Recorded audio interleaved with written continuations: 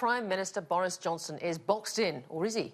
Can he deliver Brexit on October 31, or will he die in a ditch trying, or will he decide not to die in a ditch after all? A deal on a Brexit withdrawal, a no-deal crash-out Brexit, a delay, or remaining with Europe? Politics looks like Eton mess. Yes, well, David McCr, the Chief Executive of the Australia-British Chamber of Commerce, unpacks it all for us, starting with what on earth happened in the last week.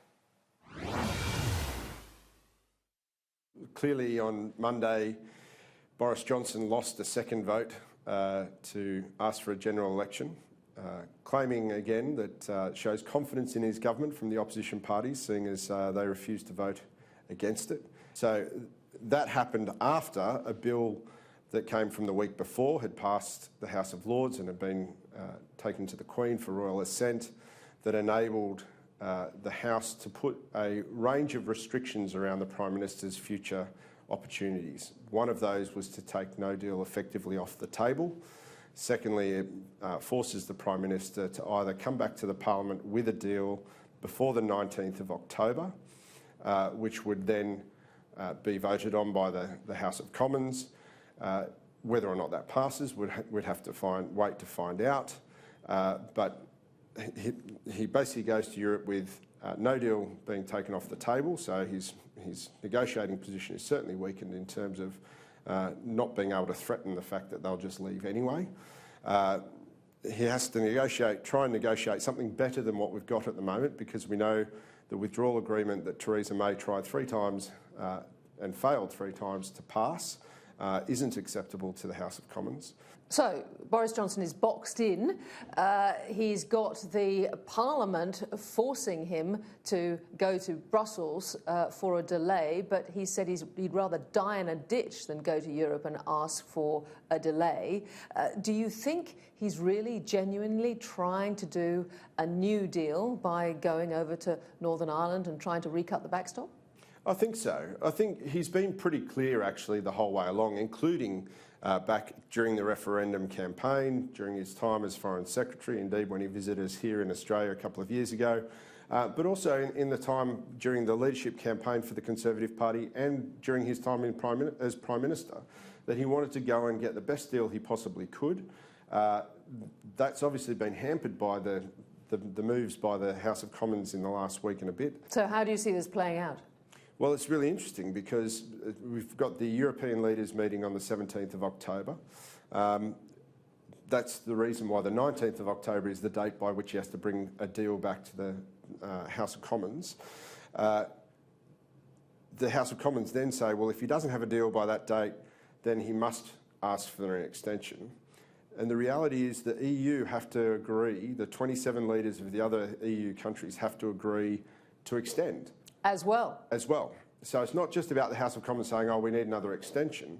The teacher may say, well, you've had enough time to do your assignment, and the French in particular are making noises about not potentially granting that extension. Now, why would they do that? Well, we know that Macron was very reticent to give them the length of extension and shortened the extension. But it's because they want them to stay in Europe. Well, I think so, yes. So, look, there are a myriad of different ways that this could pan out, but potentially one option that seems to be looming from a French point of view potentially is, well, if we know the House of Commons aren't prepared to allow the UK to leave with no deal, and we know that the deal that's on the table, which the EU have no particular need to change, they can say, well, this is the deal, you have no sticks to hit us with because we know no deal's off the table. So the deal remains the deal. So then what happens? I mean, that's unacceptable to Britain. We know that's unacceptable to the House of Commons. So if the House of Commons are going to vote to exclude no deal, so this hasn't happened yet, but we're on that journey, the only options then would be the withdrawal agreement that Theresa May's negotiated, unless Boris Johnson has made some changes to it. Or alternatively, it's revoke Article 50 and go back into the EU proper as they are now. They're still a full member of the EU currently. So Brexiteers would be outraged, but then comes presumably a general election sometime before Christmas, which the Conservatives presumably would win, and then the whole thing starts all over again.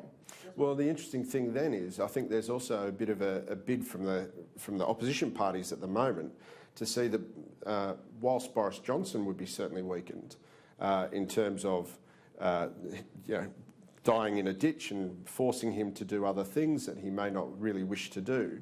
The other thing that happens is in that next general election is the Brexit Party, which if you've revoked Article 50 or it's not satisfactory to Nigel Farage, the Brexit Party will run candidates all over the UK in an effort to weaken the Conservative vote, win seats obviously for themselves. But the opposition parties clearly see that as an opportunity because it's first past the post.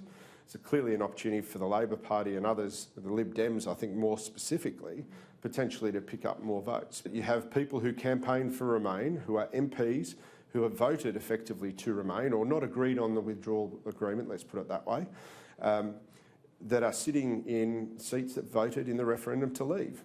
So there are the number of different possibilities out of all of this. It's extraordinary. David McCr, we're all watching. Thanks for your insights. My pleasure.